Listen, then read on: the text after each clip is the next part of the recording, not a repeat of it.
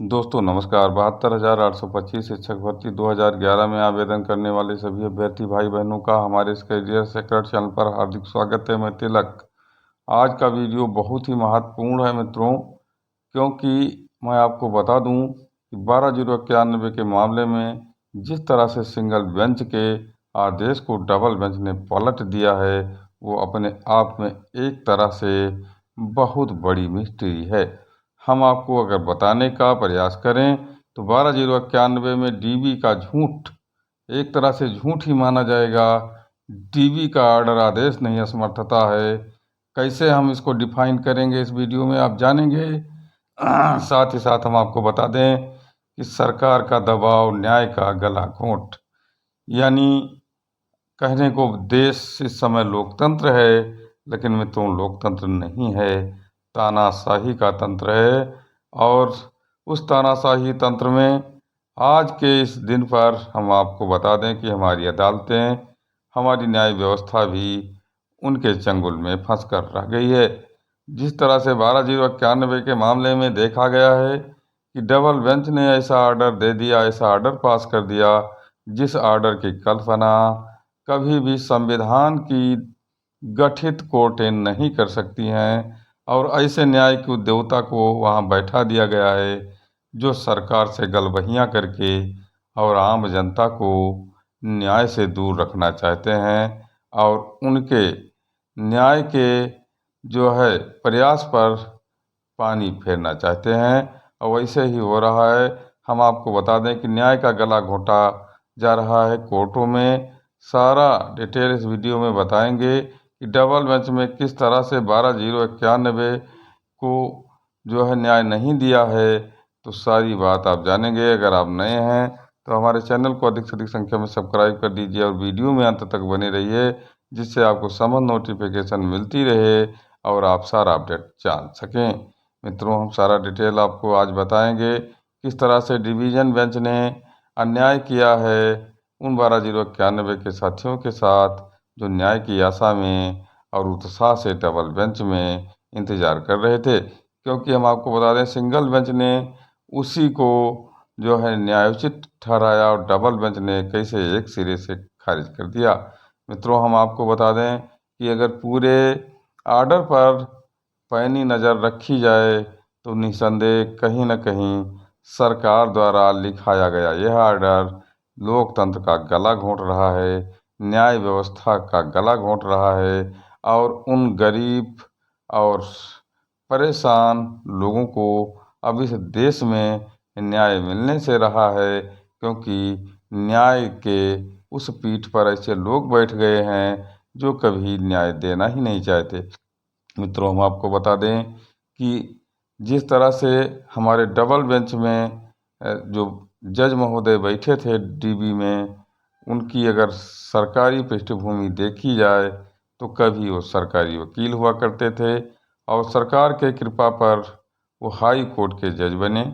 और इस समय उनके जो भाई हैं और वो उत्तर प्रदेश में महाधिवक्ता है, यानी कि इस तरह से इस कोर्ट में जो हो रहा है अगर देखा जाए तो कहीं ना कहीं सरकार की जुगलबंदी नज़र आ रही है।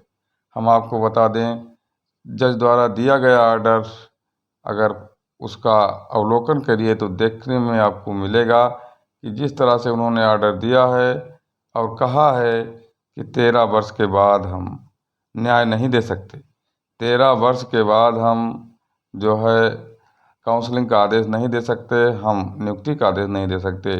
अरे जज महोदय, आपको जानना चाहिए, अगर सही सही आपने विधि की जानकारी ली है और वहाँ तक पहुँचे हो तो 13 वर्ष पहले केवल विज्ञापन निकला था। 12,091 का कहीं भी उत्पत्ति नहीं हुई थी। हम आपको बता दें कि दिसंबर 2015 में मित्रों जो है 12,091 की उत्पत्ति हुई, तब से 12,091 जानने लगे लोग। और हम आपको बता दें कि फरवरी 2016 में जो है 12,091 को आदेश सुप्रीम कोर्ट द्वारा किया गया कि इनको नियुक्ति दिया जाए, जो है इनका वेरिफिकेशन कराया जाए। तो मित्रों अगर हम 2016 की बात करें तो 2016 से 2024 की बात करें तो 7.5 साल होते हैं। और इन 7.5 सालों को कैसे जज महोदय ने 13 साल में बदल दिया। सबसे बड़ा झूठ न्यायपालिका का आज उजागर हो रहा है। साथ ही साथ हम आपको बता दें कि 2016 के बाद हमारी जो 12,091 की टीम थी वो लगातार लड़ रही थी। सुप्रीम कोर्ट से तो उसे फुर्सत 2019 में मिली मित्रों, और 2019 तक कोर्ट का दरवाज़ा खटखटाती रही। और उसके बाद न्याय न मिलने पर पुनः 2023 में कोरोना के बाद फिर लोग जो है सुप्रीम कोर्ट गए और वहाँ से परमादेश लेकर आए, डायरेक्शन लेकर आए, और सिंगल बेंच से डबल बेंच तक लड़े। और डबल बेंच ने सफ़ेद झूठ बोल करके और न्याय नहीं दिया। साथ ही साथ हम आपको बता दें कि जो आदेश दिया गया है वो आदेश नहीं है, असमर्थता है। डीबी ने सरकार के दबाव में साफ साफ कह दिया कि हम काउंसलिंग का आदेश नहीं दे सकते 13 वर्ष के बाद, जबकि 13 वर्ष की कोई बात नहीं है।